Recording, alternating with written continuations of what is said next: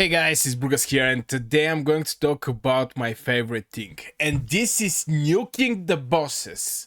And I think everybody can agree with that. Just the timing, nuke at the end game.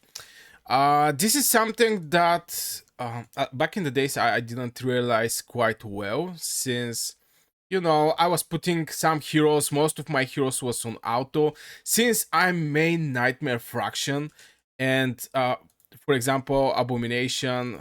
I think this is on auto. Arrogance on auto. Okay, maybe Valeria is manual, but the difference for the people who don't know, when here is right at manual, you have to click the spell.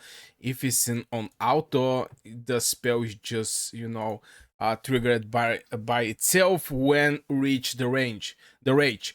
So later, when I collect some some heroes, and I start actually proceeding further in the game, I saw that even if I have some very strong heroes, uh, I need coordination. I need coordinated attack, and this is mostly for a single target bosses, like the guild boss, and maybe for gear right one.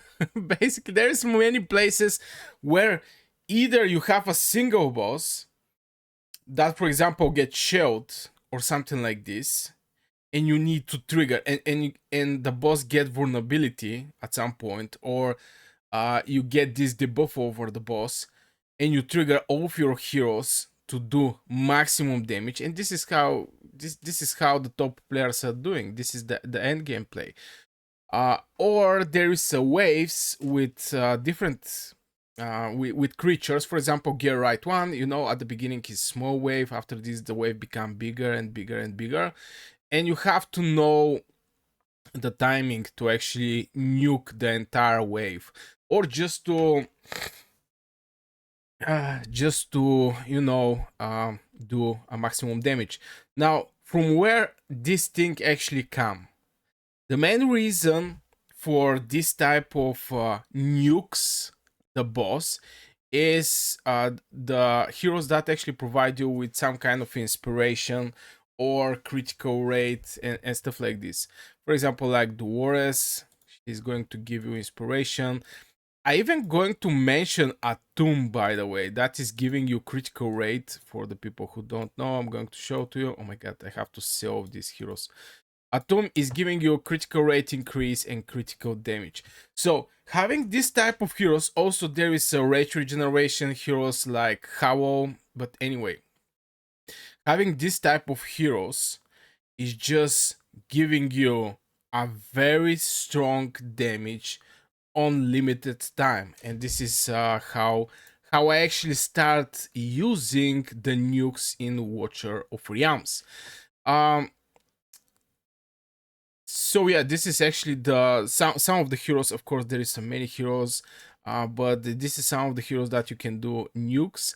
And I first time experienced the nuke when I actually used Twinfield, since this bad boy is actually specific with his ultimate.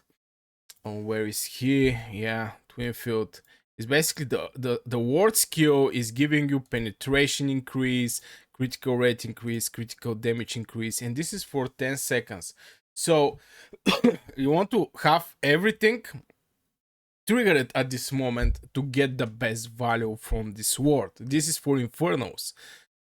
So yeah, this is so far for the heroes. I'm not going to go that much in details about the heroes.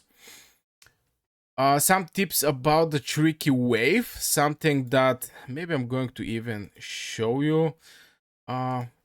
Lately I'm a little lazy, but yeah, I'm going to just present you how I nuke on the stage 19.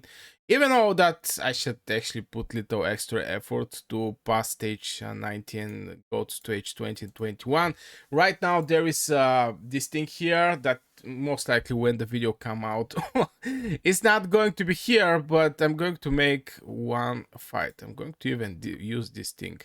So I'm going to show you how the nukes are happening, and the nukes is going to be more and more important further in the content of Watcher of Realms. At the beginning, you may not actually need that much, But further in the game, see all the nukes, atom you have also the wars giving inspiration, and the first wave is no problem. Still, Komet is regenerating his energy, and these bad boys, even though that is doing splash damage, is going to die. Now he's going to be ready for the second wave, and again everything is triggered: inspiration, critical rate, critical damage, and all these things. So let's talk about more. This is about the waves. This is how I do it. It's little surprised that I use Abomination, but I find Abomination extremely useful, even though in the gear right one, since he is applying stuns, and the mobs is not, the creatures is not hitting the wall that much. And yeah, I think this is a very very good way of going. The other thing I want to mention is balancing the energy management across all the heroes. Now, how this thing actually happen? I'm going to show you a couple heroes. I already mentioned the Howl. This is maybe the most used hero, but in same time, I can say that Elwin is also very good hero in this direction. Now there is a difference between Elwin and Howl. Um, and Eowyn is giving you rage per second. Applies rage to all allies on the battlefield every 3 seconds. Restore 1% rage per second. So you see that this is on auto, so you cannot actually control that. On the other side, we also have Leia. Leia spells is restore 10% rage for all allies in rage immediately. So if you have some hero that is on 97, you have other hero that is 85 or something like this, you grab all these heroes and you give them 10% rage.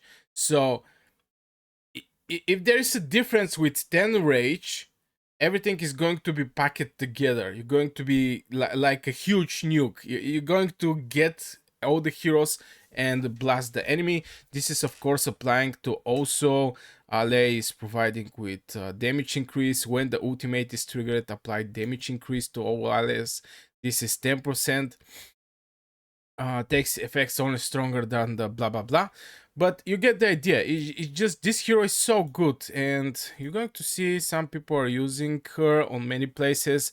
But yeah, I still think, even though that I actually don't use her that much, this is maybe my mistake. And she's a ward. We have to mention that she's a ward, so is providing extra stuffs, but this is not the focus over one hero. The wars is giving you inspiration, that is percentage from her attack. At some point I think is one idea better. I mean, let me know your personal opinion in the comments below.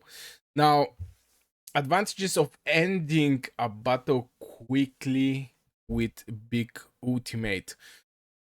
About quickly finishing the battle is strongly depend how the battle are. This is most for the arena. The arena, the more fast you are with finishing the battle, the more damage the enemy is going to receive from the guy in the middle. And maybe ultimates, to be honest, is more impactful in the arena, but in same time, this is when you're playing. You can make the timing absolutely crazy, but in same time you don't know what you're facing against. Sometimes the enemy hero, enemy team can actually finish the things way more faster from you in the arena, and this is going to mess up your ultimates, especially when you're 100% sure you're going to nuke everything on the map. When you trigger your ultimate, um still the enemy can do better from you, and this is going to make some twist in your ultimate, in your timing. But still, I think timing is extremely important. And this is the maximum impact you can actually do in any place when you time your ultimates, getting this inspiration, getting this defense penalty, getting this vulnerability, magic of physical damage. Um, all these things stick it together, make your heroes like gods. That's why I think timing is extremely important in Watcher of Realms. Um, and yeah, this type of heroes like Leia can synchronize multiple hero ultimates for massive damage spike. Period. Maybe I'm going to show you the most recent thing I actually did. I'm going to do it on 200 gems. Okay, no problem. For the purpose of this video, even though I'm not going to hit that 50k, I'm going to show you how I actually trigger my ultimates. We see it in the gear right one, but here you can see that I'm waiting for the shields. I have twin fields. I have Ewin. Uh, what? Risk of losing. What is this thing? Oh my god, I get distracted. Why of risk of losing? Did I actually change some gear on some heroes? Auto fights in progress with the risk of losing. First time I see this sign, but yeah, this shield should somehow get destroyed. This is the main issue on the guild boss, especially Nightmare 4. And I see many people are struggling. I have video on my channel. You can go and check it out. Also, you can join on my Discord, link in the description. Uh, Subscribe to this channel, help me reach 1k subscribers. But yeah, anyway, this is the main point. The final shield, the most strong shield. You need timing. If you don't have timing, you cannot nuke this shield, and you're going to be left at like 12k at best scenario, because I was having a time where I was not able to break the final shield, and at best I was making 12k, basically the chest before this one. Which is little sad, but it is what it is. If you're not able to break the final shield, things are not looking good. So I think it's a 12k. Yeah, 12k. So what else I want to talk about is uh yeah, I already talked that the damage is just going to spike that hard that you're going to even get surprised. Um Now there is a different contents where so far I was talking about the Nightmare 4 and the guild boss, but there is a content where you're going to need healing also. So timing the healers, timing the DPSs. For the defenders, I don't think there is that much timing in general, but for their ultimates, the timing of their ultimates is also extremely important, especially if you want to use some brutal shield or something like this when there is so many damage coming in your direction. Maybe you want to also use and trigger on specific time your DPSs and defenders, but in general mostly is for the DPSs. You want to have this timing. You have to use this timing in your team. Period. Um yeah, I already show you how a couple of fights where I use some nukes, and more this is going to be more and more important. Now here is the thing about Watcher of Realms. Something I noticed is this game is so much around the timing. What I mean by that is even I see some places where you're basically waiting the boss with his leg just to make a little go inside in the cube, and then you spawn your hero. It's crazy timing. I mean, it's not only about the ultimates, the whole game is around the timing. So yeah, I really hope you guys think about the timing. Maybe some people know these stuffs, maybe some don't, and they struggle with something. Just find good nuke position, good nuke synergy, and you're going to be fine. This is my personal opinion. If you have any question, you can write it in the comments below. Don't forget to like the video if you like it, subscribe, and see you in the next video.